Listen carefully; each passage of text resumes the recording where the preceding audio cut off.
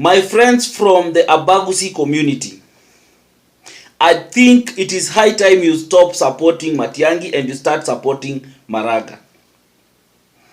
You also the interview of Maranga on Citizen TV. I think it is high time you people start supporting Maranga. Because there is something about that guy that is coming to this politics with a very clean hands. Matiangi mkono yake iko na vitu mingi. That if people start campaigning against Matiangi, I don't think he will be able to be the president. I'm telling you the truth. It is high time you people start supporting Maranga. And I'm going to give you reasons as to why Maranga stands a better chance compared to Matiangi. But before I go into the details, if you're coming here for the first time, kindly take a second to subscribe and to hit the notification bell so that anytime I post a video, you will always be the first to watch. So kindly do so. Na kama kawaida, I'll be back.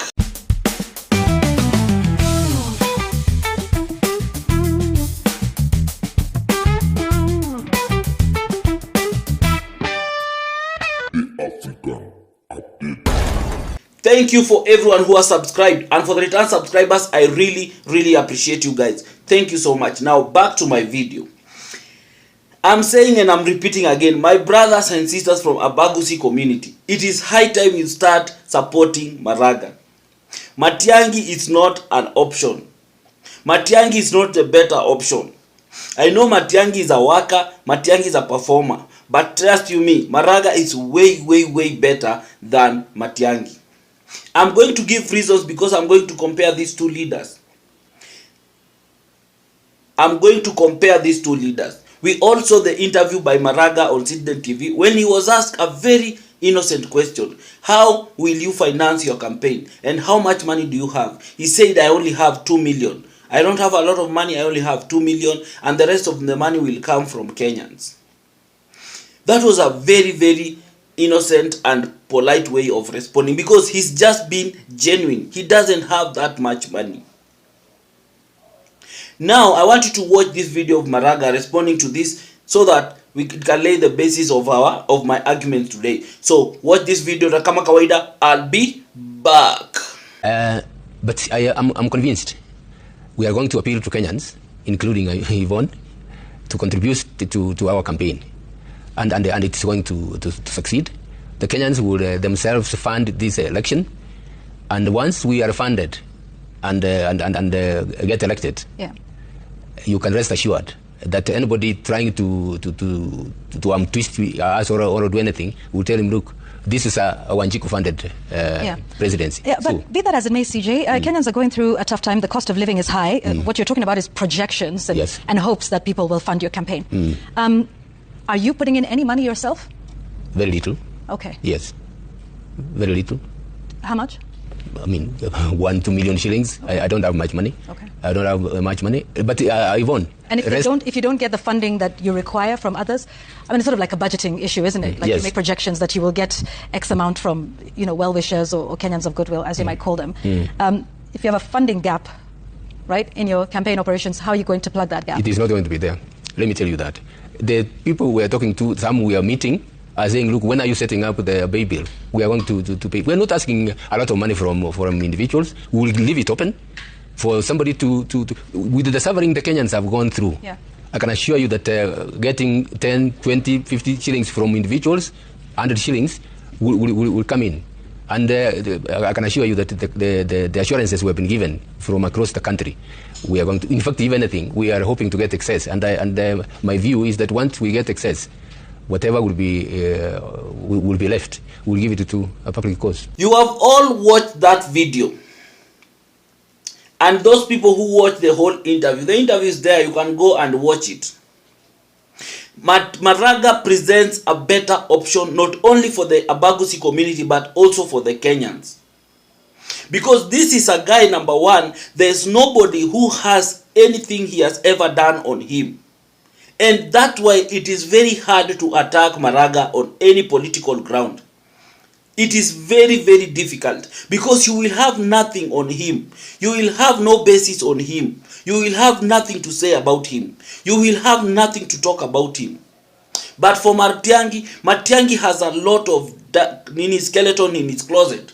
There's a lot of things that will follow him, even if he was part of it or not, even if he participated in it or not. But just by the fact that he was part of that previous government, these people will have something to fight him, to fight him for. People will have a lot of things to say about him and his presidency. People will have to compare, because remember, Matiangi people have already seen a taste of his leadership, which is that person who bullies his way around things, makes things go, he always ensure that things are done, which is a good thing. Matiangi is a deliverer. Matiangi is someone, if you give a docket and to perform, he will perform. That one is a no-brainer. But now, when it comes to politics, there are some things that happened that he allowed to be used. Several times, he was allowed to be used by the previous regime. I know most of you can come and say that no, he was just taking orders. But now, when it comes to now politics, people don't hear about those things. People don't care about those things. People just know that you failed to follow some court orders. Because he disobeyed several court orders. And that had got nothing to do with the previous regime. That was all something to do with the personality of Matiangi. So if he was someone who was a leader, if he was someone who was a believer in the constitution, in the rule of law, he could have obeyed the court orders, whether it was coming from executive or not, whether he was being forced not to follow them or not. That is neither here or there. So such things will not leave him. Such things will not be, like, he cannot shade off those things. The issue of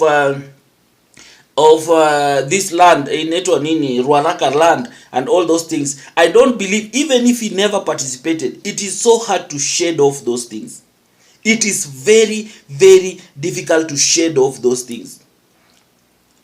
The issue of people being thrown in River Yala and all these things, it is very difficult for you to shade off those things. Remember, even when he was the CS for Interior, when ODM and Raila were doing demonstrations where bodies were being taken from Nyanza in body bags and being taken to wherever it is that used to be taken. Those things happened during his reign as the CS for Interior. So there are so many things that, as much as there are things that he had done so well, as much as there are things that Matiangi did very well, but there are other things that he cannot really shade off, that people will use against him, that people will use to fight him, that people will use to tell them that no, as much as you are a performer, but we believe that if you become the president, you might rule like Uhuru ruled. You might rule with an iron fist, and that is what Kenyans don't want right now. Kenyans want a president who follows the rule of law. Kenyans want a president who follows the constitution. Kenyans want a president who listens to them.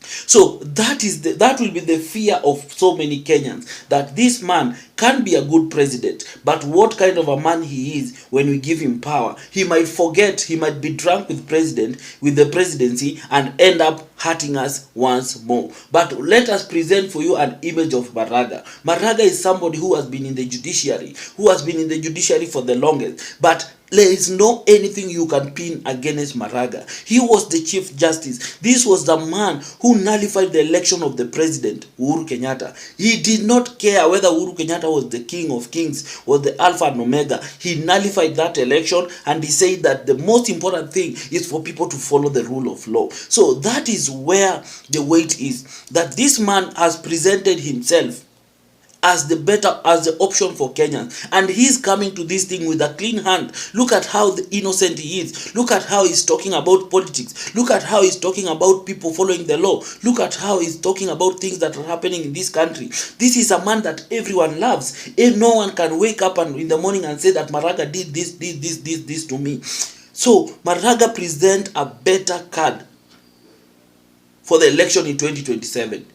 And if we all decide to back up Maranga, if we all decide to stay behind Maranga, because what these young people want, even the Gen Zs, we don't care even if you are a president a 25-year-old president, or a 50 or a 70. We just want somebody who will follow the law. We just want somebody who will cut on corruption. We just want somebody who will make sure that things work in this country and opportunities are created.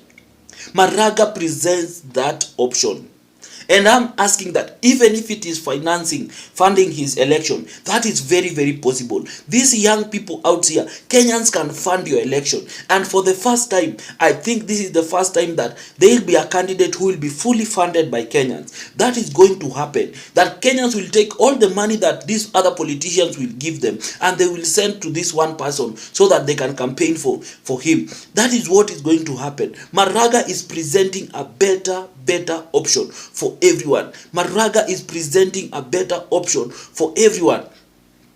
And that is what we are looking for. We are looking for a leader who will not come in front of people and he has blood on his hands, and he had question marks on his hands, and we had all these things on his hands, because people like Gachagua had so many things on his closet, and all those other politicians, they call themselves opposition leaders right now, they have so many unanswered questions. But Maranga is coming out as the only option, as the only person who has nothing bad to like he has done in his hands. Even if there is, it is not something to the magnitude that has affected the Kenyans, because not everyone is a saint. But look at how comparing the candidacy of Maranga and Matiangi, I believe the people of Abagusi, the best option they have, if they compare the two, will be to go for Maranga. Maranga stands a better chance. He might look naive, he might look like he doesn't understand politics that much, but trust you me, in the coming general election, we don't care whether somebody understands politics or not. We want to choose somebody who has clean hands and somebody who will go there and change things. Whether you have experience in politics or not, that is neither here or there. We want somebody who is a performer. We want somebody who is a deliverer. We want somebody who will go there and make things happen. So whether Maranga has no experience in politics, that is neither here or there. For me, I understand that Maranga is a better option compared to Matiangi, and not even Matiangi, compared to all other people like Gachagua and everything, because you can listen to how Maranga is speaking, you can listen to how he's talking. He's not a tribal person. He's just somebody who just believes in the rule of law and then believes in God. He believes that things can work, that no matter how crooked this society is, things can work. Let us protect Maranga. Let us support him. Let us campaign for him. Let us solicit funds for him. That can happen. Kenyans and the young people in this country, we have a better option in Maranga, because this is a person who even doesn't want to associate with those old politicians. He's shaping his own path, he's running his own race, and he believes that if he goes like this, he might be just the only option in the ballot that can beat William Ruto. So you can share with me what you think in the comment section, but above it all, remain respectful. I have said and I've repeated, do not insult any politician. Do not come here and insult politician in terms of trying to push your agenda or to push your point. That is not acceptable. You can criticize someone, but still criticize him in a positive way. So kindly do so, and then until next time, I'll see you. Bye.